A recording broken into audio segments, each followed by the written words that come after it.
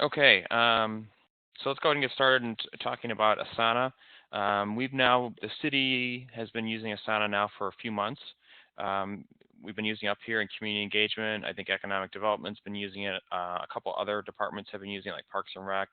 I think the library, and so some of the other departments have shown some interest. I think we're in the process of considering doing kind of a more full-blown organization setup so that we can more easily communicate between departments. Right now, the way that Asana is set up, I think for free you can have up to 15 team members. So, for example, community engagement, I think we've got 14 users right now on our community engagement team, so we're actually kind of under a free model. But if we wanted to do more of an organizational thing, and there's different options for that, we would have to go to a paid plan. So I think we've been discussing that internally, and so we'll know more about that in the coming weeks or months or whatever. So I'm not going to drill down too deep into talking about organizations and workspaces and that kind of stuff because it's going to probably be changing or shifting as we move forward as an organization on Asana. And then I want to talk about just kind of the big picture with Asana is essentially it kind of advertises themselves as teamwork without email. The idea is most people and probably everybody on this call probably gets too much email, and the idea is how do you keep track of tasks and projects, especially among different team members? There's lots of moving pieces, and how do you do it in a way that everyone's not getting completely inundated with email, or maybe even worse, using email as kind of your to-do list. And email and Outlook and whatnot is not really built to be a good to-do list or a task management system. I'm guilty of using that at times myself. So I'm trying to get away from that and use Asana more. And so we'll kind of talk about that a little bit. Asana has been around for, I think, almost 4 years now, which is a long time in the software as a service world. It was founded by a couple of the early folks at Facebook. They left. So actually, I think one of the guys is actually one of the co-founders of Facebook, and they left about 4 years ago. They had developed an internal task management messaging system at Facebook, and then they decided to branch off and create this product called Asana. So I think everybody's probably on now. I'm going to go ahead and close this audio instructions. And I just want to mention real quick, this is, if you go to asana.com/guide, this is where they have lots of videos and training resources, and you can search the guide, and it's pretty helpful, and they're continuing to add to it. Asana also has a blog that's pretty informative too. And not only do they talk about Asana, but they also talk about just kind of time management techniques. I don't know if anyone's familiar with David Allen's Getting Things Done, GTD. Part of Asana is Asana was kind of influenced by GTD to a certain extent. I may touch on that just a little bit as we kind of go through the different screens. But basically, it's a kind of a time management, process management, efficiency philosophy, if you will, created by David Allen. So you can do more research about that. And so let's go ahead and jump into Asana. When you log into, I'm already logged into Asana now, but you would go to asana.com, and then you would type in if and when you have an email or a user account, you would type in your email address and then your password that you set up with Asana, and then you would log in and you would see something pretty similar to this actually. This is basically the dashboard, and it's divided into essentially 3 panels. Right now I'm only showing 2 of the panels because I don't want to bombard you with too much information immediately here, but just wanted to show you on the left-hand side, and some of these I'll skip and come back to later because they'll make more sense once we kind of explain how Asana works. But on the left-hand side here, you can see I'm part of the community engagement team, and there's a couple others on here like economic development and personal projects too. If you want, you can keep track of personal projects and personal tasks within Asana as well, and those are private and it can only be seen by you. So if your spouse wants you to pick up something after work and you need to remember, be sure to do that. You can put that in your personal projects or personal tasks and keep that there and keep that separate from all your work stuff. Even though you might log in as with your City of Evanston email address, you can still keep those tasks within Asana, so you're not having a toggle between 2 different systems. I also wanted to mention before I forget, it's kind of harder to do this on a webinar, but there is an app for Asana that you can download on your iPhone and an Android device, and it's actually pretty good. Sometimes apps can be hit or miss, as many of us know, but the Asana app is pretty good. It has pretty good functionality. So it's definitely helpful when you're on the go and you just want to pull up your task and take a quick look and maybe assign a due date or reassign a task to somebody else, or make some description changes or something like that. The app is pretty good for that. Basically, what I generally recommend people doing, there is an inbox, by the way, and so the inbox basically is kind of a collection of all the notifications that you get. I actually personally don't spend too much time looking through my inbox because that's kind of the whole purpose of getting onto Asana, is kind of trying to get away from too much email or too much messaging. So I don't spend much time in there, but I do spend obviously a lot of time under this My Task feature. And by the way, as you start to work with Asana, and you work with specific projects or people or so forth, some of those things will start to appear here in your recent. This is kind of like a recent folder or drop down. Generally, I don't use that, so I kind of show less and just to kind of have less clutter or whatnot. A little bit further down, you'll see all the different team members that are on this, in this example, the community engagement team. And you can always, one of the cool things about Asana is almost everything is clickable and draggable and so forth. So it's pretty user friendly. The user interface is pretty nice. So you can always click on another team member, and if you want to see what they're working on, by default, when you create a task, and we'll touch on this a little bit more, when you create a task within Asana, it is automatically considered private, but you can make things public. And of course, if you're working on a project, and I'll explain the differences between project, task, and subtasks. So think about, there's kind of three hierarchies: projects, tasks, and subtasks. But once you are working within a project, for example, that project is typically public to your team, and then people can see different things. So you can click on different team members and then get a view of what they're looking at. I intentionally, for my particular screen, I intentionally have things basically collapsed just to show less clutter, but I'm going to uncollapse these here in a minute. Just a little bit further down, though, I did want to point out there is access to a calendar, which I'll come back to. Here are the different projects that you might be interested in or be assigned to. This is also where you can create a new project. But most of the time, at least for me, most of the time I'm creating new tasks. Sometimes a task can then get assigned to a project, and then also within a given task, there might be different subtasks. A little bit further down below, you can go to account settings. If I click on account settings, this is where you can adjust your name. You can upload a profile photo if you want. You can decide what types of activity emails are sent to you. Again, this is kind of, the philosophy of, do you want more email or less email? So you can go into here and pick, okay, community engagement team, do I want to get reminders? Do I want to get activity alerts? Do I want to get a digest at the end of the day, and so forth? So you can pick and choose different things on here. Right now I have everything selected, although I'm probably getting a little too much email from Asana, so I may want to tweak this moving forward. This is a really cool feature, and something that I use quite a bit is the ability to create a new task in Asana from your email. So we all get inundated with email, and a lot of times that email that you receive is probably in many cases actionable. So you need to do something with that email. So what you can do, really easy, is you can take, I'll just use this one from Karen as an example. You can take an email and you can forward it to x@mail.asana.com and hit send. And typically it takes about, if I close this off here, hopefully this will work correctly. There it is, top 7 app items. It usually takes like, I don't know, 8 or 10 seconds, and then that task is then converted, or that email that you had in your Outlook box that you forwarded to x@mail.asana.com then becomes a task within Asana. And I'll come back to that here in a minute, but let me finish this account settings discussion. So basically that's where you can assign, so basically you're saying email sent from lstowe@cityofelvanston.org, create a task in community engagement.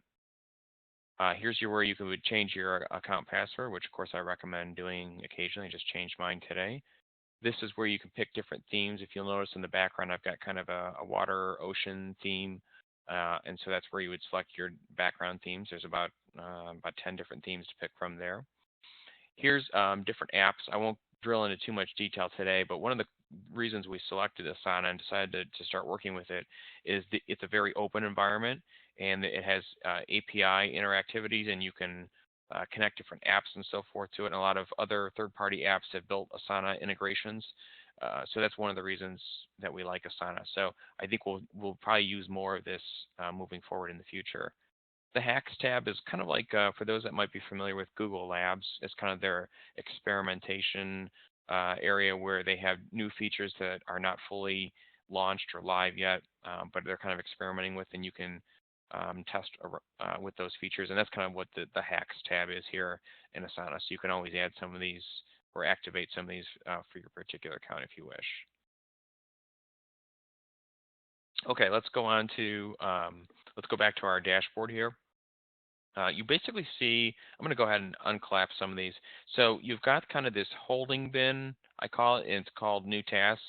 If you click on New Tasks, there's this little blue dot here that's basically saying that these are new tasks that have come into Asana, whether by data entry that you've entered in, and I'll show you how to do that in just a minute, or by Outlook.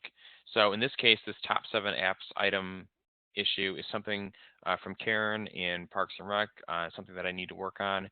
And basically, you can click on this blue dot and you can mark it as something that you need to do today, something for upcoming, meaning shorter term, next couple weeks perhaps, or mark it for later. And this is kind of a reflection of the GTD David Allen getting things done philosophy is trying to sort your stuff into what do I really need to do today, what needs to get done in the next couple of weeks perhaps, and then what's something that I want to mark for later. You know, maybe Wally sent you an article that he wants you to read and reflect on and get back to him at some point, but it doesn't have to be maybe in the next week or two. You can mark that for later. And I think that's something else too is not to always be so stringent in the way that you think about tasks. Sometimes tasks may not have to necessarily be completed. It might be just something like it's more of a reminder, or maybe you're just brainstorming ideas, or maybe they're notes from a meeting. So it doesn't always have to have you know, an external assignee, a due date, some sort of prioritization, subtasks, and be part of a project. Asana is meant to be used for all kinds of different things. We had a brainstorming meeting in the winter over in the utilities department, and we used Asana to take all of our notes and record everything in Asana. So it's kind of a one-stop shop, if you will. So in this particular case, this is not something I necessarily have to get done today, but I do need to get this done soon. So I'm going to go ahead and click mark this for upcoming. And if I go ahead and kind of expand these a little bit further out, you'll see, so we still have this one task under a new task that still needs to be assigned. But then further down, we have this section for today. And what I decided to do is create sections within today. You don't have to have this. I just created this. We've got non-urgent issues and maybe urgent issues. Those are kind of two different ways that you can categorize your today issues. And then we can talk about upcoming stuff. So here's some upcoming stuff. I decided again to create these sections. Basically, and sometimes I like to look at things by department. So this is just one way of doing it. You could have different categories and different sections on how you prefer to work. But in this case, I've got 3 tasks for police and 4 for CMO and 2 for Parks and Rec and a couple for admin services here. And that's how I've decided to organize my upcoming. If I scroll down a little bit further, later, which is normally by default collapsed, you can click on later, and there's, oops, let me go a little bit further down. Later typically is organized into projects, and here is the Storm Command project, which I'll touch on a little bit later. And then if I click on no project, you'll see these are basically tasks that I do need to do at some point, or things that I need to remember, but don't necessarily have to get done in the very short term. And then over here on the right-hand side, you'll see some different due dates. These are just kind of original due dates, and what might have happened is maybe this task got put on hold, or we went into a holding pattern on something, and it needs to resurface later in the year. And we'll talk about due dates and tasks in a little bit here. Scrolling back up, I've got one more new task that I really probably should assign, but let's go ahead and click on this particular task and drill into a little bit of detail. So I'm going to click on this task here, and then I'm going to, this little, over here on the right-hand side, there's this little C task details. So we're going to go ahead and launch the third panel, which normally I have open, but just for presentation purposes, I went ahead and closed that. So here is the new, in this case, it's a tweet that came in to us, and I need to follow up with Mark Munzer, and I'm working with Wally on this and so forth. So basically, what you can do, running across, let me start from the top here. This is basically the assignee section. So in this case, I created this task, and by the way, you can create a task by um, just simply typing in here. It's really easy to add a new task. You just hit the enter key and then type in new task. That's one way to do it. If I want to delete this task, I can click on this and go over to the right panel here and delete task, or you'll notice there's a lot of shortcuts. You can do a tab backspace to delete that task. Down here at the bottom, by the way, there's all kinds of different shortcut keys built into Asana, and there's kind of a cheat sheet here, and I can send out a more extensive cheat sheet. So, but that's one way to add a task. If I go back into this particular task detail, we'll talk about assignees. So if I were to maybe I generated or created this task, or it came into my Outlook, but then I want to go ahead and turn around and assign this to somebody else. I can click on this tab here. I can pick Erica, I can pick Martha, I can pick Lisa, I can start typing in someone else's name and basically reassign this task to them. In this case, I am going to keep this task. This is a tweet, so I kind of want to get this done sooner rather than later. So I'm going to go ahead and set a due date of today. You see the little star for today, D-Day. I'm going to go ahead and add that. And then under here, this is the subtask column. So you've got this task, but maybe this task really involves like 3 different steps. And by the way, I do have a threshold for tasks. If something is going to take maybe only 10 minutes or 5 minutes, for example, I'm not going to bother even putting it into Asana, because my philosophy is if it's something you can do in 5 minutes, you're going to spend a couple minutes even putting it into Asana. So no need to do that. But I think here in community engagement, we typically have a threshold. If it's something that's going to take maybe 15 minutes or longer, and each department may have a different philosophy, and each person may have a different philosophy. Something that might take 15 minutes or more, then it's definitely worth putting it into Asana. That way you've kind of got a paper trail in quotes within Asana of what you did. So here is, so we've assigned to myself in this case. We've set a due date for today. And now we're going to click on the subtask button. And if I click on that, it's going to drop me down to here. And so these might be different individual steps I'm going to take. I'm going to send an email to Mark. I'm going to respond back to Wally. And then I'm going to go ahead and tweet the resident. And then I'm just going to add this as another option, then clean up Asana. So as you go through these different steps, and I have actually emailed Mark, so I'm going to go ahead and click check that. You by the way, also could add an individual due date on this particular subtask. You can also assign this subtask to somebody else if you wanted, and then you can actually record additional notes about this subtask. We can respond to Wally. I did respond to Wally. I do still need to tweet the resident, so I'm going to leave that alone, and then clean up Asana is another thing too. And wherever you see these little grids, by the way, you can always click and drag and move stuff around. This also applies to the main center view box here as well. You can click and drag anything where you see these grids. You can click and drag and move stuff around really easily. You'll notice there's the actual text of the email. So there's kind of an email conversation that happened between me, Wally, and Mark. And so in this case, I actually forwarded this email into Asana, and that's how you're seeing the description of the email here. So essentially, when you take an email and you forward it, the subject line of the email is going to become the name of your task. So think about that when you forward emails into Asana. You're going to want to make sure you get that subject line right. The description, or the body of the email will become the description of your task, and that's what you're seeing here on the right-hand side, this email conversation, which is really cool because, by the way, once you forward something into Asana, then you can go ahead and archive that email, maybe even delete it, depending on what you normally do with email, put it into that completed folder in Outlook and be done with it, and keep your output, your inbox, as empty as possible within Outlook, and don't use Outlook or your email as a to-do list. And then lastly, another cool thing, in this particular email, it did not have an attachment, but if you did have an attachment on the email, the attachment would actually come into Asana, and you were able to click on the attachment within Asana and pull that up. So that's pretty cool. You also see there's kind of an activity log. You can see I created the task, I assigned it to myself, I removed a due date, I was testing this particular task, I added it or assigned it to Lisa, then I reassigned it back to me, and then I also changed the due date to June 6th today. You can also do comments here.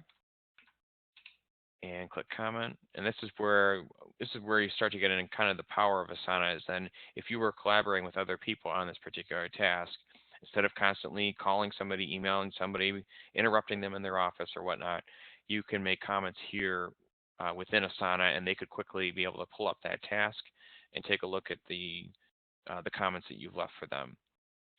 If someone makes a task public, you can click on this button if you want to follow this task. So if you are interested, you may not be the assignee on this task, but you're very interested in this task, or maybe you're a manager supervising an employee that has this particular task and you want, it's not necessarily something that you have to do, but you need to be kept aware of. You can add yourself as a follower, or in this case, I created this task. I can also add other people. Let's say if I want to add Erica as a follower on this task, I can click and make her a follower on this. In this case, I don't want to do that, so I'm going to go ahead and remove her as a follower and close this box. So we scroll back up. We talked about subtasks. Now let's keep moving to the right here. Tags are kind of an interesting, powerful feature. Basically, for my purposes, I often use tags to sort by departments. So this particular task is a community development tag. So if I start typing COM, you'll see my community development tag came up. You can also very easily create a new tag. So let's say I'm creating a new tag called Marty. I can just click this and then boom, a tag for Marty is created. But in this case, I'm going to go ahead with community development and click community development.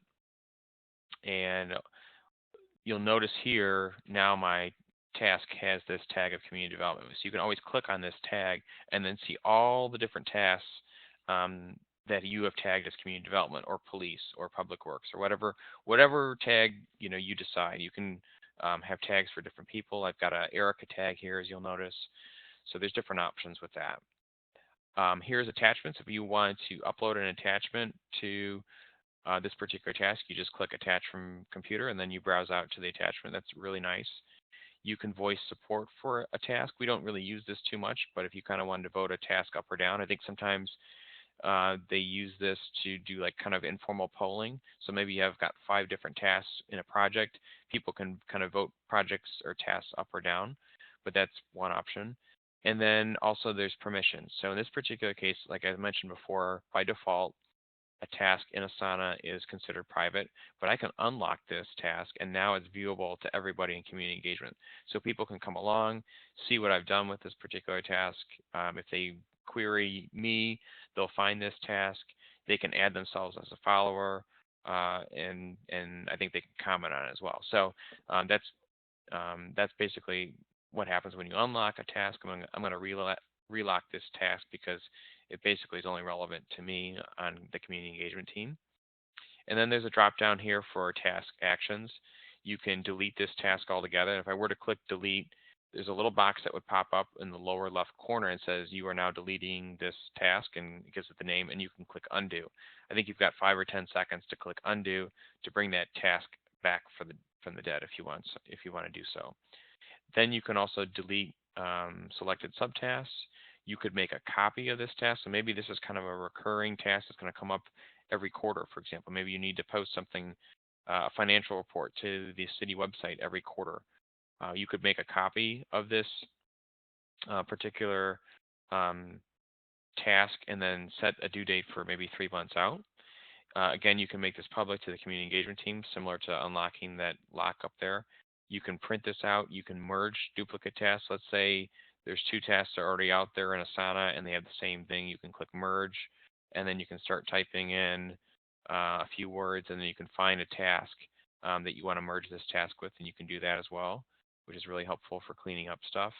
And then you can expand this particular tab a little bit further. I also wanted to mention when I was covering deadlines, I forgot to mention, so I went ahead and picked June 6th as the deadline for this particular task. But let's say this is something that maybe I really need to do every Friday. Maybe it's some sort of social media report that I need to generate for Erica every week or something.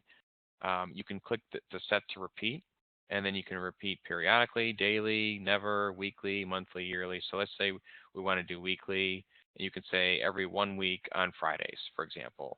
And then close this out. And now you'll see that little recurring icon that's popped up there. I think that's a relatively newer feature in Asana, and that's definitely really helpful for a lot of our tasks that are recurring tasks. So I think I've covered creating a task. Just again, as a reminder, another way in addition to the Outlook trick is if you can just basically click in here. You can do two things. First, you can hit enter to create a new task right here. If you don't want to do that, you can also click new here and do new task. And you'll see I've got two new tasks here. I'm going to go ahead and delete these two guys real quick. You can also create a new section. Sections are like this thing like non-urgent, urgent, police, CMO, and so forth within your today, upcoming, and later tabs. So I'm going to go ahead and click new section, and I think it's going to, let's see, where did my new section go? Here, it's actually by default, I think it shows up under upcoming. So let's say I wanted to create a new section called, we'll call this Public Works, and click away, and then I can click enter, and now I can do a test task for Public Works. Another way to add a section is if you simply add a colon at the end, then it automatically takes that task and makes it a section. So that's another way that you can do that.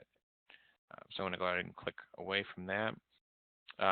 This particular task, I'm going to go ahead and click blue and then mark this for today because we're going to go ahead and get that done today. You'll see it went into my urgent box, which actually in this case it is sensitive, so we'll go ahead and leave that there. I've got an RFP I need to review afterwards, and then here we go, we're conducting the Asana training.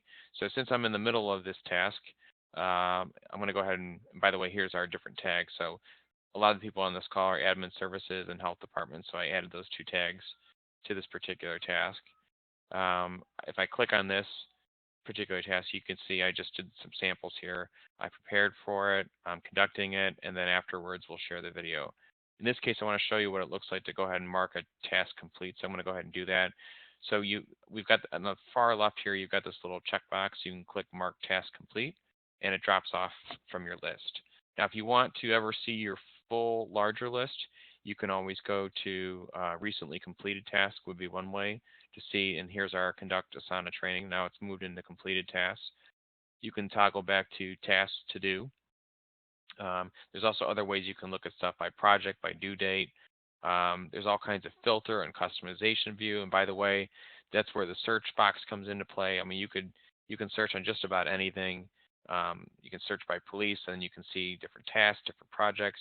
You can click on this advanced search box, and pretty much you name it. So if you want to look at tasks that are assigned to Martha, that are tagged with something in particular, that have attachments, kind of almost anything you can imagine, any way to search for a task, you can do that here. And then at the bottom, they kind of have like pre-canned searches, if you will, that you can click on and do. So the search is really powerful. It's quick.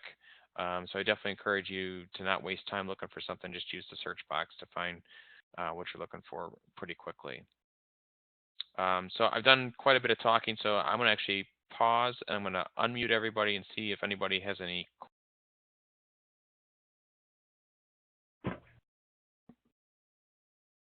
questions out there so far.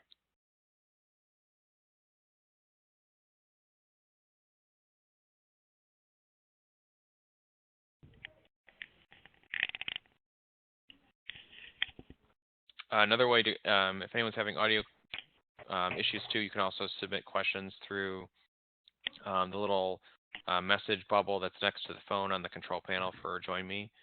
So if there's no questions, I'll go ahead and keep going, but feel free to send a message too if you need to.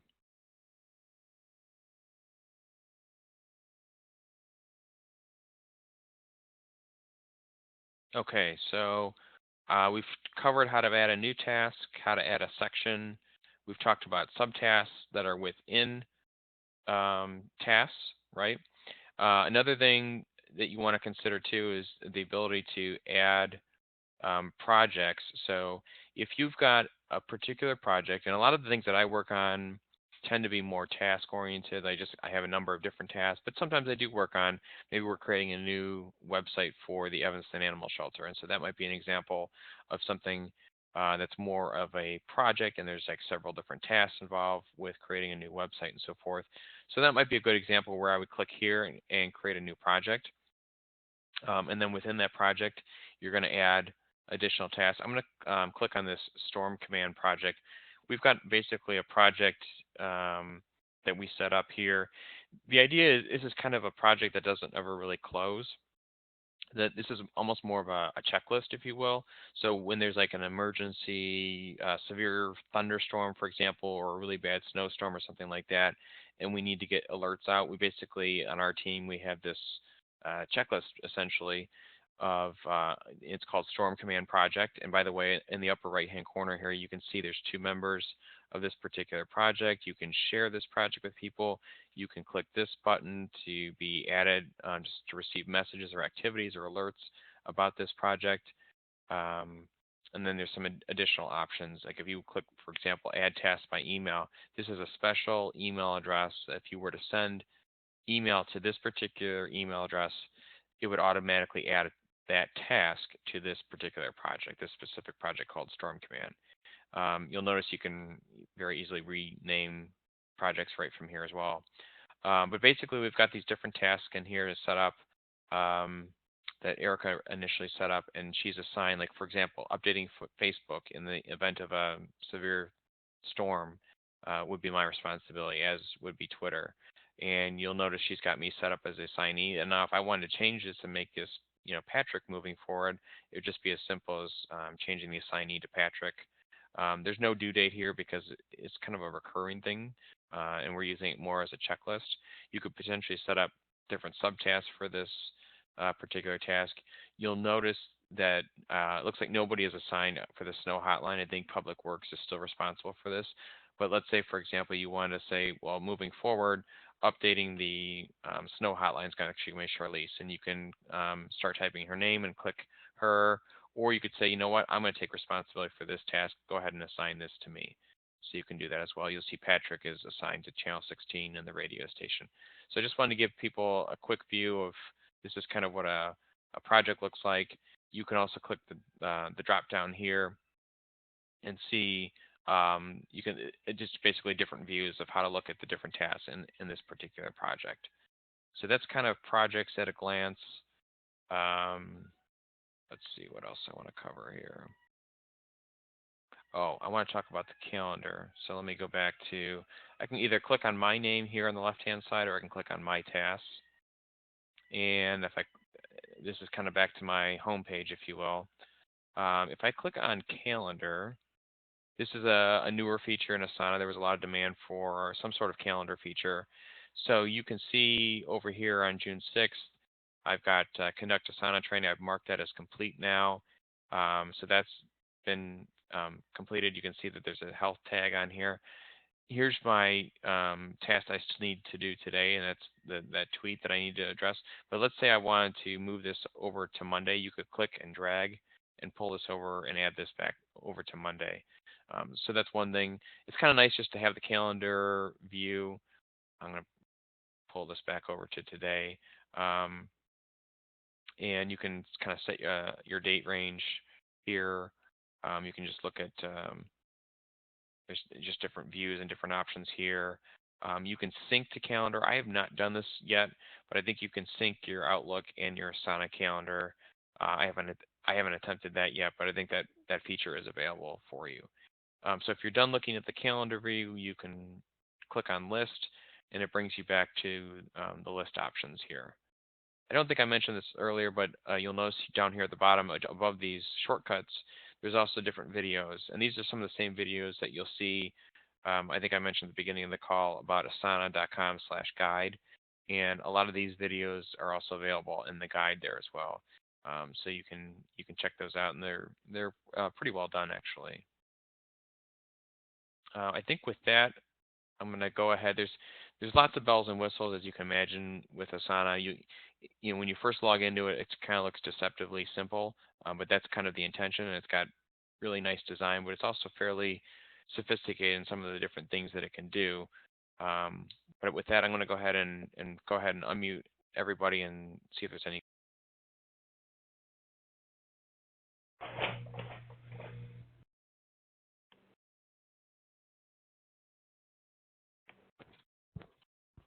Any questions out there from anyone? Anything that I didn't get into enough detail about? Luke, this is Carl. I'm wondering if you have, you have a limited number of people per, I guess, team you can have. So I guess it was 14 or 15. If you have more than that in the department who want to work on this together, can they add themselves independently to Asana, and then you can add them to a project? So if you only have 10 on one project and 5 on another, you'd still have 15, but they wouldn't be working. Do you know what I'm saying? Yeah, I think so. So, if you were to take more of a project approach, you mean? Right. Yeah, you probably could. Yeah, I think that might be possible where you kind of you create a project, and if you only had up to 15 people on a particular project, I mean maybe you call it Health Department Project 1, Health Department Project 2, whatever. That might be a possibility. Maybe we can experiment with that after today and see if that's a possibility as kind of a workaround with the limitation of 15 users. Okay. And then 'Cause the other one is, you mentioned you went through, used this as a meeting tool to record the meeting and to maybe set an agenda. Can you walk through that a bit? oh, like brainstorming, Or that kind of just idea. how to use this in a meeting setting or something like that? Yeah, so I think what we did is, I don't know if I have it immediately handy, but I think what we did is we kind of created a new project, and we called it, let's say, Health Department meeting, and then literally, I mean, it was that simple. And then we just started, we need to improve our, Okay. Facebook page. We need to get on Instagram, whatever it might be. And then literally, it's a matter of taking notes like that. And then let's say we had a brief discussion about Instagram, for example. Then you can click on this particular task, and then over here you could do comments. You could add different subtasks, like maybe we need, ask Shirley's to, create an account or something like that.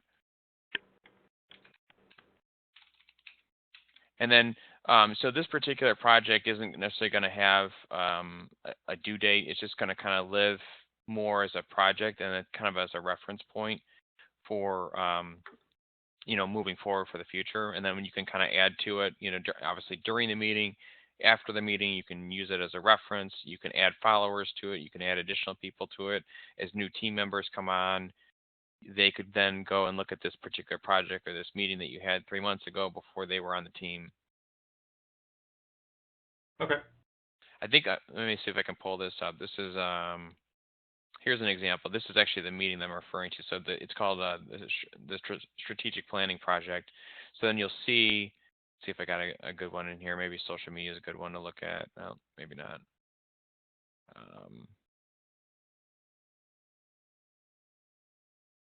So on the right-hand side, and that's something cool too. You can also, within comments, you can add URLs. So let's say you're working, we've been kind of expanding the use of Google Docs, and actually, I think Carl on your team, I think we might be using Google Docs for different stuff with interns and so forth, and BYOD stuff. So one of the cool things is within comments, you can also add a URL, and it'll actually work. So you can, obviously within here, like you've got a link here to Boulder, Colorado. You can click on this, and it will take you out to that hyperlink, that website, or that Google Doc or whatever. But let's see if I've got if I click on some of these tabs, it might have a little bit more.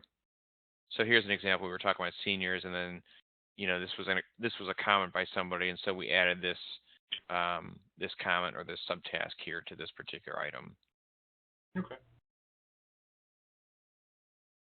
So here's a good one. Here's about how to reach the non-connected face-to-face with the community, that kind of thing. And so there's all kinds of subtasks that are associated with this particular idea, if you will. And then you can see one of these actually got checked off here, Share in the Squad Room, which is a weekly police blog that we're doing now with all city staff. So I think the idea was, that's a great piece of content, but it's going out to the community, but not necessarily all city staff. And so that was added, and then somebody checked that as completed. Thanks. Sure. Any other questions, comments, suggestions, confusions?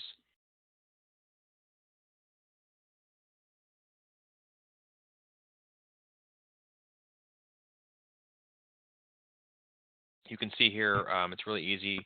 If so, under non-urgent, the non-urgent section, let's say I've got this task set aside for today, but let's say I just can't get to. I get to maybe my 2 urgent ones for today, and then I can't get to this one. It's really easy to go ahead and just click and change this and mark this to upcoming.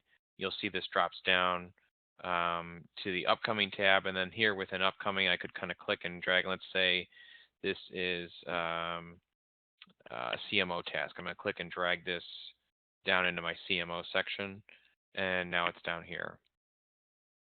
And then I can always I can change the due date as well. If I want to move this due date forward to, let's say, Monday, and then when I come in on Monday, this will move up to my today section, and I can prioritize it and put it under either urgent or non-urgent.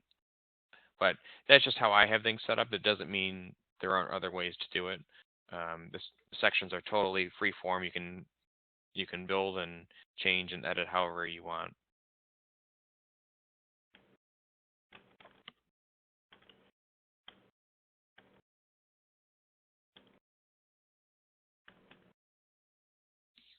Well, unless there's any other questions, I think that's probably about as far as I'm going to go today. I think one of the best things to do is if your department is not on Asana and is interested in doing so, I'd say probably work with me and Erica. We can help either create a team, a workspace, some sort of project, and maybe you get kind of a core group of people to kind of start playing with it and testing it and see if it's something that you think could be adopted by a larger audience within your departments. I think it's one of those things you kind of have to, I mean, a demo is great, but start working with it and kind of get a feel for it and see how it can work into your daily workflow and how it works within Outlook and how, of course, it'll work within your team. So even the best tools obviously aren't going to work unless you use them regularly. So I think that's all I've got for today.